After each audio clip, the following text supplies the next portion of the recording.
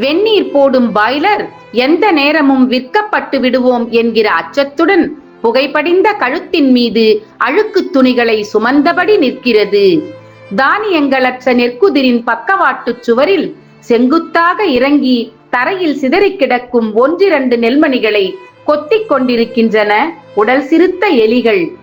எப்போதாவது கதவை திறந்து உள்ளே வரும் காற்றை தவிர விருந்தினர்களின் வருகை நின்று போனதால் வீடு தாண்டி சென்று கத்துகின்றன தோட்டத்து காக்கைகள். அந்தி கருத்தபின் இரவுக்கும் அடுத்த நாளுக்குமான சமையலுக்காய் 3 தெரு தள்ளி யார் வீட்டு மரத்தில் இருந்தோ முருங்கை கீரையை ஒடித்து நுணுக்கி வேட்டியில் மறைத்தபடி வருகிறார்கள் வீட்டின் ஆண்கள். ஒவ்வொரு முருங்கை இலையின் கண்களிலும் சீட்டாடி தொலைத்த பணத்தின் துக்கம். பக்கத்து ஊர் தொழிற்சாலைக்கு புதிதாக வேலைக்கு போக துவங்கி இருக்கும் வீட்டின் பெண்கள் காய்பேறிய தங்கள் கைகளை யாருமற்ற தனிமையில் தடவி பார்த்துக் கொள்கின்றனர்.